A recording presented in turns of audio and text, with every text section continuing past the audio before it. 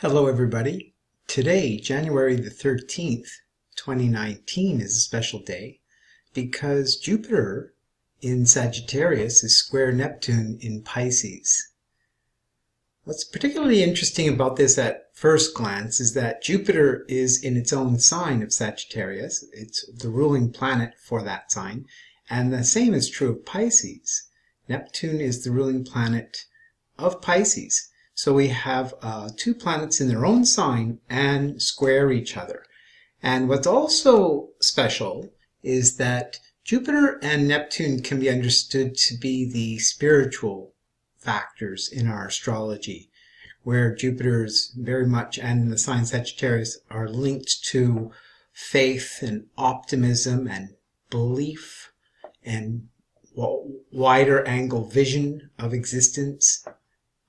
It includes religious conviction and philosophy, broad-mindedness generally, the higher mind, and ethical principles. All of these go under the heading of Jupiter and Sagittarius.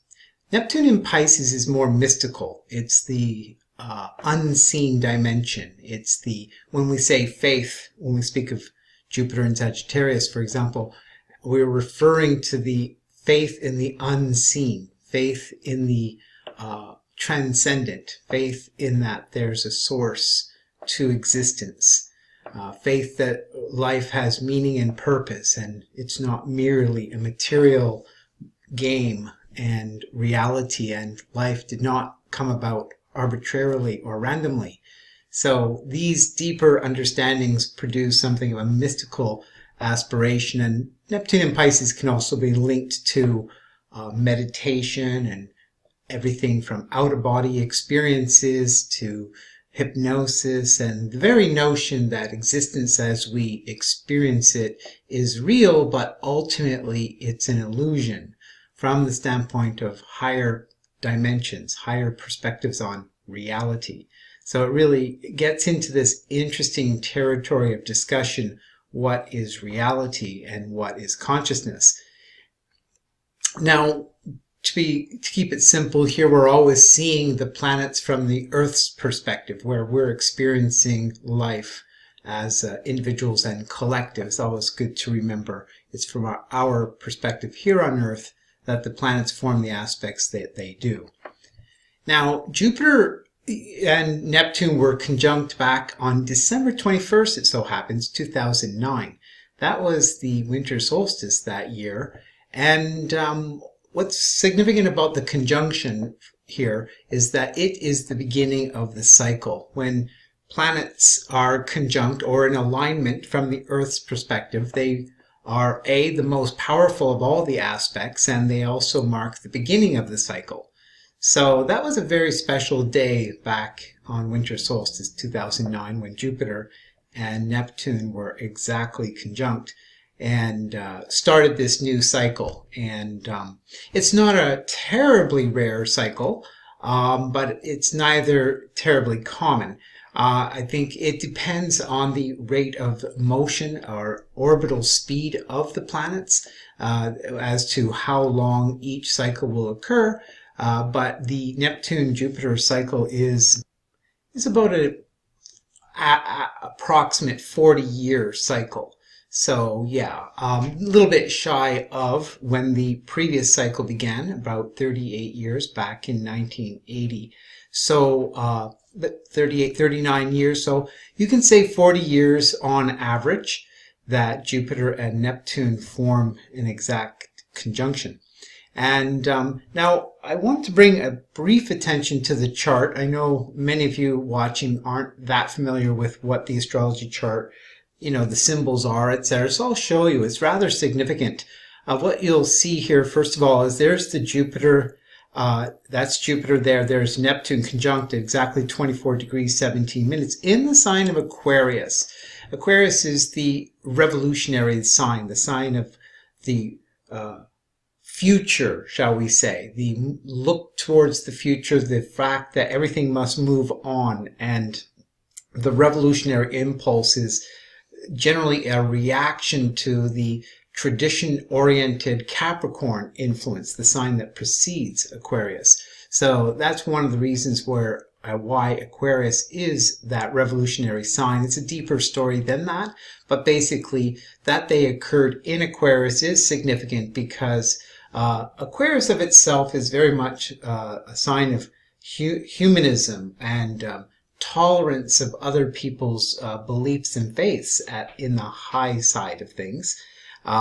Ironically, because it is revolutionary, and it always depends on who's embodying these archetypes. But in the general and higher expression, Aquarius is just that. Very open-minded, tolerant, embracing of different faiths, beliefs, perceptions, interpretations, and is against any notion of single or linear or narrow perspectives. It wants to break free of that. Is a very strong Aquarian revolutionary impulse.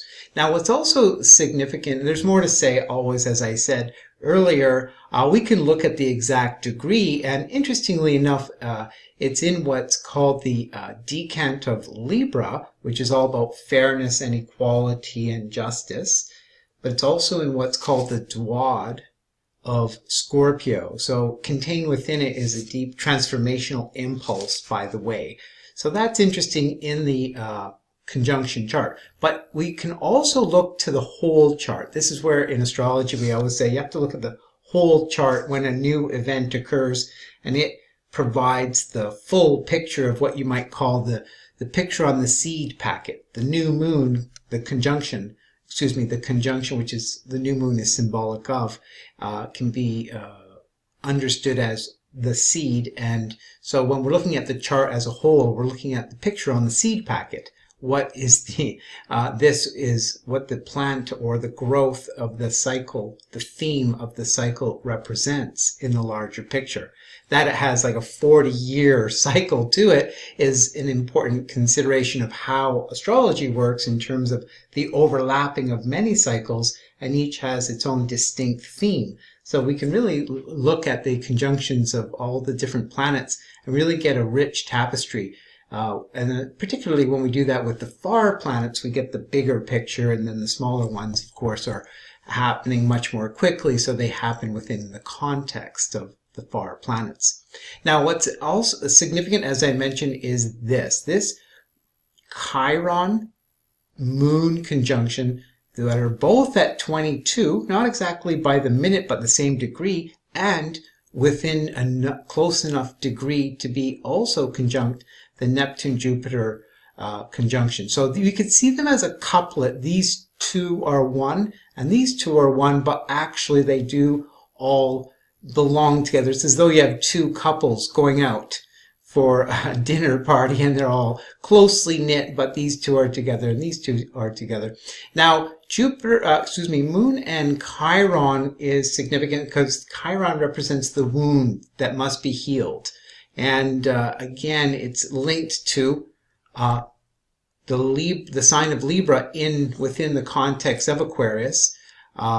Decants are the sign divided by 3, and each of the 3 air signs within each of the segments of any given air sign are present. So when we look at the 22nd degree of Aquarius, we know right away that it's in the decant of Libra, and in fact also of what's called the duad of Scorpio. So the principle of Libra, fairness, justice, equality is there, and the Scorpio transformational impulse is also there. Now, it's also worth mentioning that the planet that the sign that rules Jupiter, as I mentioned, is Sagittarius. And sure enough, here's the sun at the 29th degree of Sagittarius. And if those of you who have watched my videos before know that I'll refer whenever I see the 29th degree as a critical degree, something to be overcome. So woven within the context of the whole chart, the picture in the seed packet is an overcoming theme. And it not surprisingly, since the 2009, we can look at the world and ask ourselves how much has it changed in this regard. And some things certainly aren't finally resolved. That's certainly true. But when we look at the world stage, what we have experienced is more equality, especially in the genders. And it's very much worth considering that the gender equality is a key cornerstone to religious equality, because the traditional patriarchal religions in particular, and even those in the East that don't deem themselves patriarchal, but really are, they both, or all of the above, tend to give more credence to the notion that religions and so forth are governed by men. And certainly many, at least women would argue that. And so what we see in the world is a revolution of genders, and the feminine is rising. And in doing so, it's contributing to helping level the playing field, shall we say. It's helping contribute to a greater scope of religious, spiritual tolerance and consideration. So now, specifically, Jupiter squared Neptune occurs today, January the 13th, 2019, and the next square of these two planets in this year, so there'll be 3 exact square aspects due to retrograde, that'll occur over the course of the year, and January 13th, June 16th, and September 21st are the 3 dates. So just know that over the course of the year, this dynamic is very much underway. Now, the square that Jupiter's creating to Neptune, and we say Jupiter to Neptune because we always refer to the faster moving planet as deferring to the slower moving planet. If you were to compare that to the sun and moon, the sun would be the slower moving planet. So the moon's always in relationship to the sun, for example. So Jupiter in square to Neptune 3 times over the course of the year represents a key process of that particular aspect. This is what's called an upper square. An upper square occurs when there's a new moon or a conjunction of 2 planets. The first square is what's called a lower or waxing square, leading to the opposition point. But when the planets achieve their opposition, a number of days, weeks, or years, in this case later, they'll achieve another square. The squares, if you were to example, imagine that the conjunction is symbolic of winter solstice, the first square would be spring equinox, the opposition point would be summer solstice, and the upper or final square would be autumn equinox. So you can understand this square as something of a autumn equinox square. And similarly, the autumn equinox represents the end or the beginning of the last quarter of the year. The year is coming to an end, so there's a completion to the overall purpose within the cycle. So an upper square like this refers to the understanding of larger social orientation. It's more of a collective social mass principle. The bigger picture is in consideration.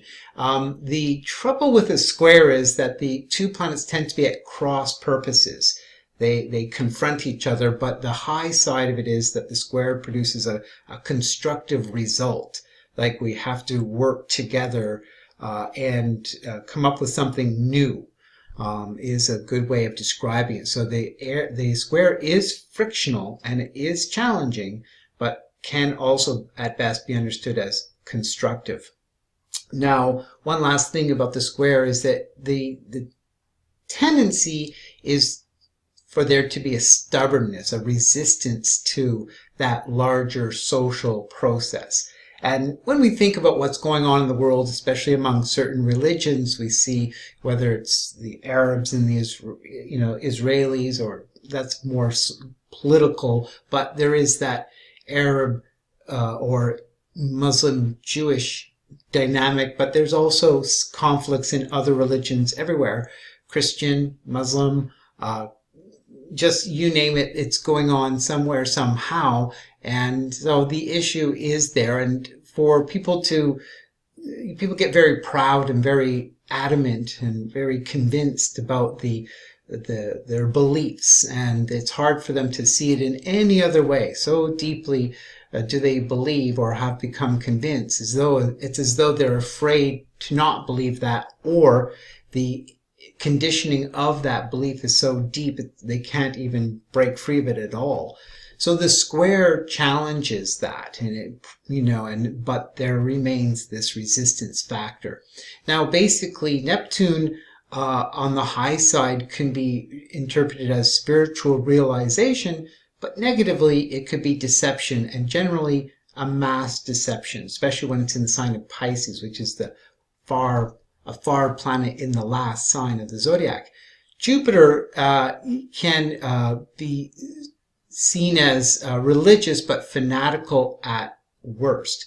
So spiritual realization versus religious fanaticism, mass deception, or mass denial are all factors at issue here. So spiritual realization, obviously, in this equation is what we're after, and it begs the question, how do we define spiritual? And there's a variety of ways one can do that, but when we look at the world and we examine all the different religions that exist, and there are a fair amount, this is the short list here, we see that, people have very different customs, very different attitudes, very different interpretations of God or existence or a higher power, etc. So there's different attitudes, different beliefs, different theologies, different interpretations, and so on. So it's really a study of human nature to see how convinced we are of how we're conditioned to believe what we believe. But people who do believe, of course, don't think they're conditioned. They're assuming, this is truly the case. We come to assume that we are seeing things as they are versus as we've been conditioned to perceive and believe and interpret them to be. And this is a very critical point to make, and that's a major aspect of the modern revolution on the planet. So now a lot of people, these days will, especially in our modern era, they look to religion as the source of evil, as the source of conflict. And this is partially what gave rise to the scientific revolution, opposing the dogma and authority and corruption of the church. It took a position to, revolutionize and stand up against that. That also occurred, of course, with the Protestant Revolution here in the Western world, but more specifically, it gave rise to the scientific revolution, which has emerged as fundamentally atheistic. However, times are changing, and many people who deem themselves scientific also deem themselves religious. So we're in interesting times that way. Many will deflect and move away from the religion idea, and they'll deem themselves spiritual. And this is a common way of depicting that spiritual, without symbol, without icon, but just the simple light of a candle. It has this sacred ceremonial principle behind it. Most people identify that as having an essentially spiritual message within it. And I think it's a cross-cultural thing that most religious people across and around the world would generally agree, yes, there's something spiritual about the light, the fire, and so forth. So the simple image of the spiritual. Now, people can also, of course, tend to be more philosophical. And this is a good example of our changing times, where men and women are more engaging in dialogue, in discussion, philosophically and so forth about what's true and what's right and what's fair. And positively speaking, we see this emerging reality where the very notion of equality, which is the natural truth of it all anyway, is becoming stronger, and it's becoming a new norm. Again, many religions tend to be patriarchal. Even, those that aren't totally, they still lean in that direction. So it's a new revolutionary impulse that's occurring. And as I mentioned at the get-go here, the male-female dynamic is a very important one, the equality of the genders. So this is just meant to represent that basically. Now, metaphysically, or, in astrology, for example, because astrology works so well, it reveals that, yes, there is a higher power. There is a source to existence. And these terms here provide a good outline, just words that I've come up with that I believe basically encapsulate what can be said about existence. Or we could say the universe is conscious, intelligent, intentional, purposeful, creative, cooperative, loving. Those 7 words, and these relate to who we are, how we are generally destined to be. And so it's a beautiful consideration that how when one studies astrology above and beyond the immediacy of the symbols and what they mean and the psychology and so forth, the predictive aspect, you can get into the deeper essence of astrology, and that's certainly something I make great efforts to do, is to remind people that, we truly are spiritual beings having human experiences, and we're on this earth plane or on this planet in a school. We're evolving souls in the school of life. I say that with a conviction. I guess you could say that's my religion, because the way astrology works and the way, it reveals outer synchronistic realities, it's quite strongly evidenced that there is a rhyme and reason to existence, that it is on purpose, that we are evolving and we are souls incarnate, would be the deeper understanding. And I say that because I could measure the karma in the chart, the indication of that there is a purpose, there are spiritual laws, and fundamentally the idea is that ultimately the universe is oneness, one grand continuum. So the principle of unity is the essence of spiritual truth. All things are connected. But we can get behind that also in terms of our outer manifestation and look to the purpose of our life. And that's where I use the term destiny, that we do have a destiny. And our job is to become conscious of it, to work with it intelligently, to exercise our co-creative capacity intentionally, to recognize that there's value in that life is woven with purpose, and we are ourselves meant to live with purpose in one form or another, and that's a relative interpretation. It depends on who you are and what's important in your life and what constitutes the finer details of your destiny. But linked to that is the understanding that creativity is within us all. It's not just about being artistic in any form necessarily. We are here to create our life. And we're meant to do that in a cooperative way, not only with life itself, but with others, with society, with people. And when we use the term loving, I partially bring that forward because in nature we see beauty. We see all the evidence of love within the natural world, within our own experiences. We all aspired this way, even if Hollywood and all the movie industries are largely violence.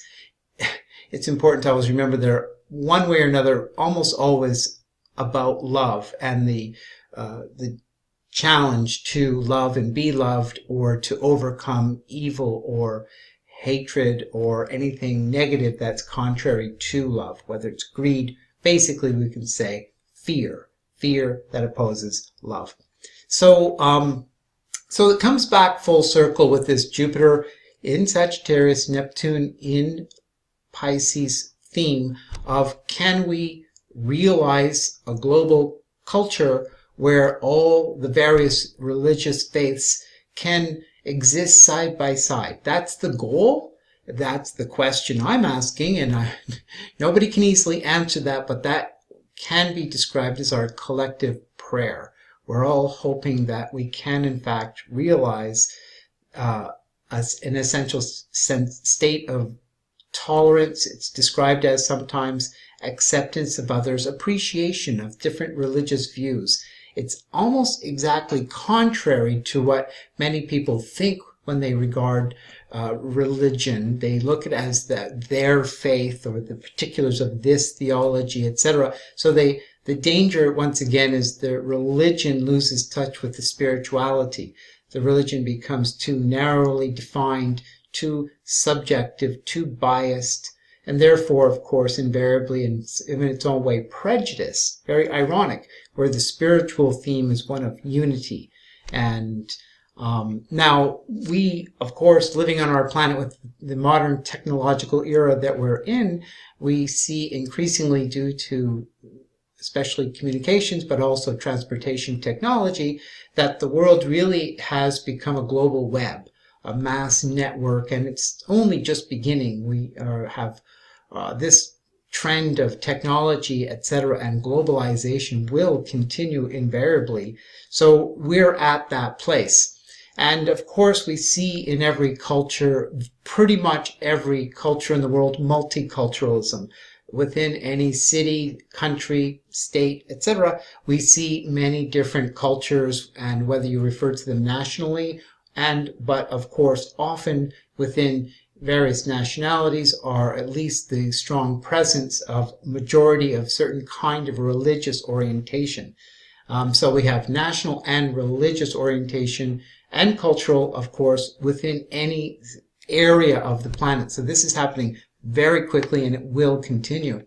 So we'll come back full circle to the principle that we are spiritual beings having human experiences, and we invariably, by both circumstance and just the flow of life, but by a certain amount of necessity as well, are being pushed together to cooperate, and people do. People very quickly learn that it's not about racial, national, even religious belief that is the dividing factor. It comes down to our essential humanity, and on a subtle level, who we will or won't get along with. And that's a whole other conversation of relationship dynamics, which can be measured politically and socially, certainly, but we can also measure those astrologically. The main point is that our current reality is pushing us on the planet to realize that we're a species, the human race. We're all a great extended family, but unfortunately and sadly, we are divided by many factors and many forms of belief, and often these can be traced to conditioning.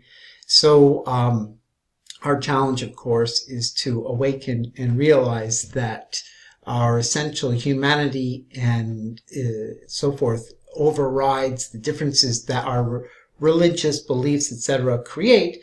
But that's exactly the challenge we face, to see through our religious beliefs, theologies, conditioning, and so forth, and to break free of the grip of that linear, what would invariably be understood as a fear-based perception of reality, and also fear and can be understood as a synonym for division, separation, and invariably conflict, prejudice, bias, etc., where the higher octave of spirituality is always one of unity, and as mentioned just a moment ago, cooperative, loving, conscious, intelligent, purposeful, intentional, creative. And that's our challenge, and that's what this square of Jupiter in Sagittarius to Neptune in Pisces is all about, and will be a major theme over the course of